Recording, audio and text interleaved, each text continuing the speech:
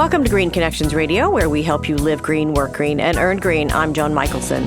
Find us online on greenconnectionsradio.com, like us on Facebook, and follow me on Twitter at Joan Michelson, and follow us on Twitter at GreenConnectsDC. Thank you for joining us today. We live in a sprinter's world today. Short attention spans, instant short bursts of information, trying to capture people's attention, short-term reporting in investor reports, etc. And that's a dilemma for the energy, clean tech, sustainability space, because this work is a long-term project, right? The issues didn't happen overnight. The polar ice caps didn't melt overnight. The air didn't fill with greenhouse gases overnight. Species didn't suddenly become endangered one day. And so, too, the solutions take steps over time.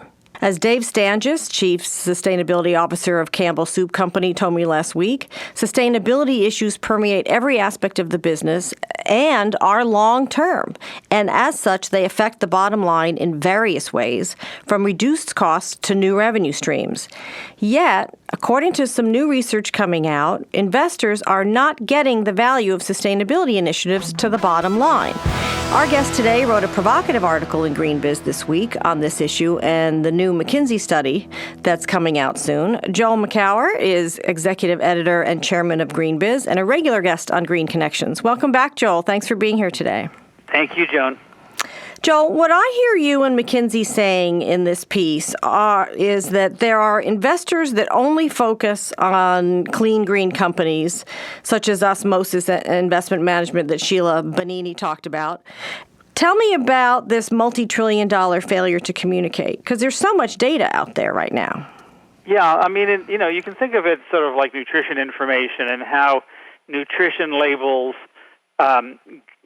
standardized that and made it much more accessible, at least for the people who want to look at the sugar and fat and cholesterol and vitamin content of the packaged foods they buy.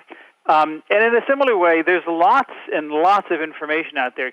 As you well know, pretty much every company of any size every year puts out voluminous data in the form of a sustainability or corporate responsibility report.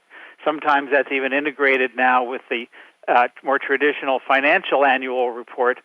But making sense of that data isn't easy. It's just for investors who really trying to align their social and economic goals, it's a tough thing to do. This despite the fact that research after research over the years proves that companies that are well run from a sustainability perspective, in other words, companies that integrate environmental thinking and social thinking into their operations as part of their core business strategy, are better run companies that offer better performance for investors.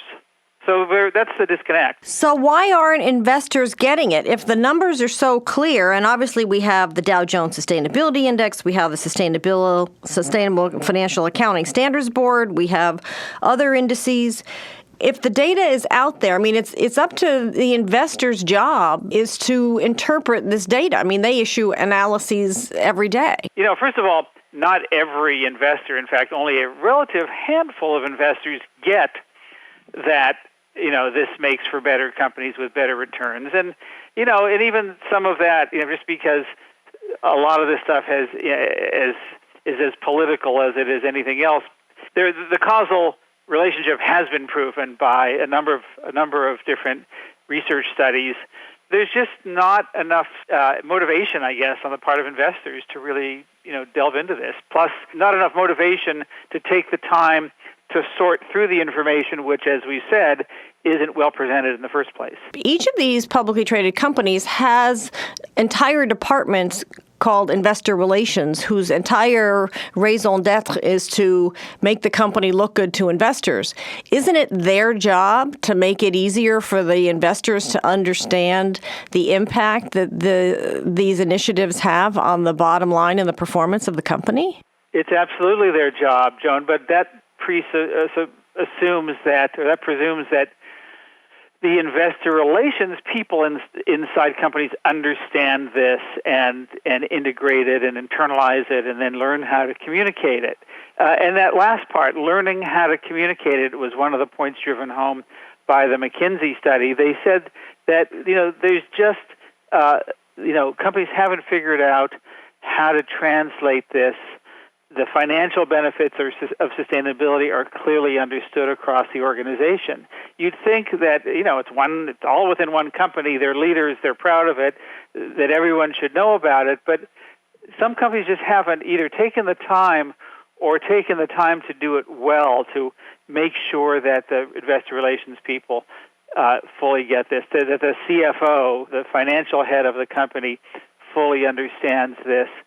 And so there's a lot of internal work that needs to be done, and that's one of the key points that McKinsey drove home. Well, and one of the points that Sheila Bonini made that you talk about in your article is, in effect, follow the money, right? It's a function of incentives. It's like anything else. That which is incentivized directly or indirectly, frankly, is where the attention goes. And so I would think that if sustainability initiatives improve the company's financial performance, and the executive is valued according to the performance of the company, that they, ergo, would be being inherently incentivized. And that goes back to something you said at the top of the segment, which is the long-term versus short-term nature, that investors tend to make decisions on short-term basis. Not all investors. There are some long-term investors. Many investors, certainly the ones that drive volume on Wall Street on a day-to-day basis, are doing this based on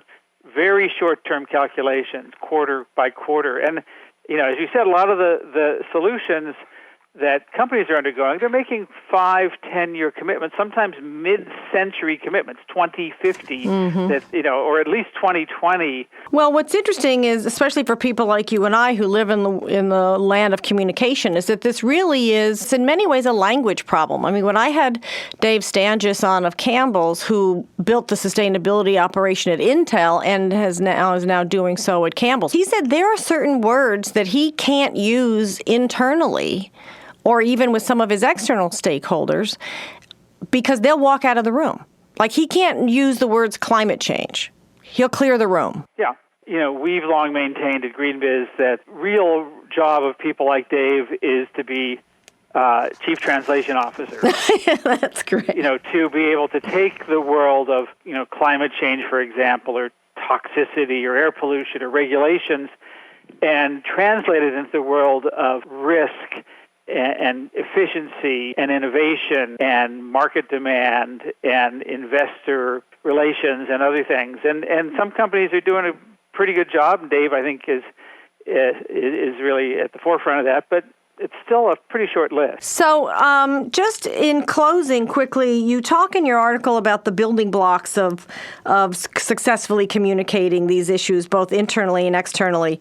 And frankly, they seem like the things that an executive should do anyway. I mean, setting aggressive external targets and goals, unified strategy and focus, internal targets and goals, leadership coalition, ensuring that the financial benefits are clearly understood.